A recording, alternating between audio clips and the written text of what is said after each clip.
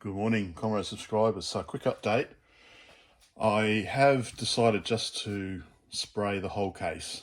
I thought that would be easier. So, I know Mr. Volkman suggested nickel plating, which is a good idea. The only problem is at this rate, I'm going to have to, if I wanted to resell this, I'd have to find someone willing to pay $3,000 for a PC XT. So it's a bit of a labour of love sort of thing, but economically not really viable. So, but I'll probably keep this machine, but it takes up a lot of space. That's the only problem. So yeah, so I've done 3 coats of primer after it was sandblasted, and it's come up pretty good. So only issue is just trying to get in some of these nooks and crannies with the primer. So but otherwise I think I've got it pretty much all well coated. So yeah, so I'm going to do what Aaron has suggested, which is basically, you know, once you start screwing things in, it's going to make contact. It's going to make, you know, contact with the ground plane here. But in addition to that, in addition to that, I'm thinking that I might scratch some of the paint away, put some flux on, and then try and solder it. So it's got a coating of solder.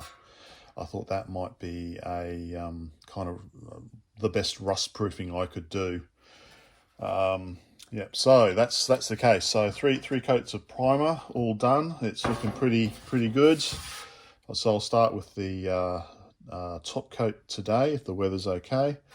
What do you reckon? Some sort of metallic red or yellow or something like that? Or no, I'm just going to go for boring black, which is what it was originally. So I'm keeping it all standard, beige and black. So that's the case. So far so good. The case has come up pretty good. I've much better than it was.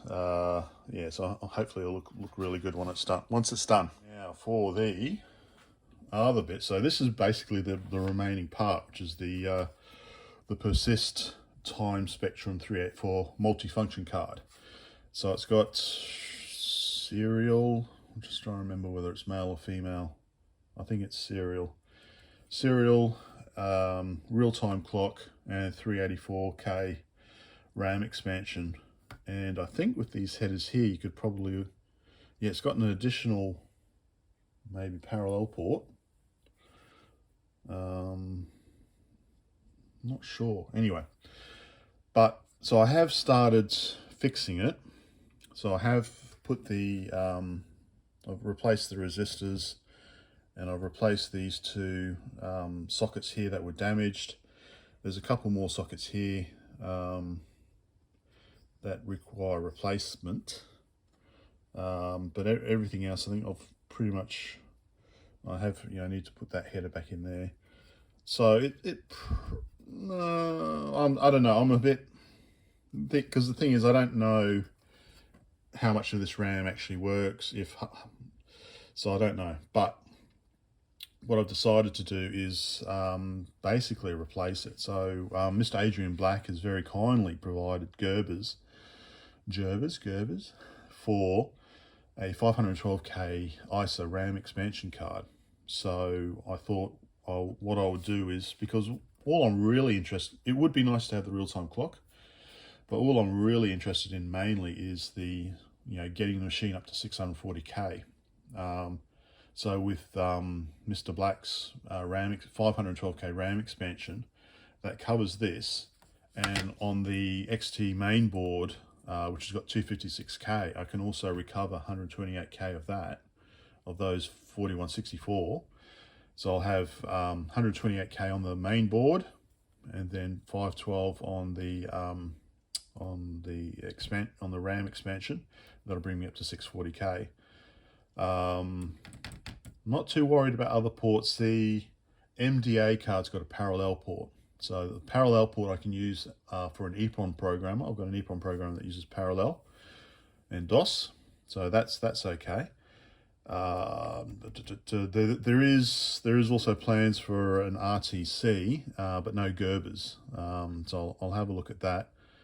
And there's also, and I'm debating whether there's also, someone has remade a CGA card, so it's a full length CGA card. Whether I do that one or whether I just buy an 8-bit VGA card. Obviously, I'm not going to run it in VGA.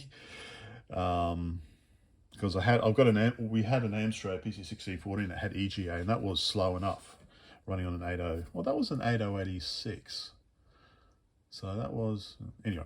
So that's the plan. So let's say I'll keep this as it is. But yeah, I'll plan to replace it. So yeah, that was it. Just a quick update.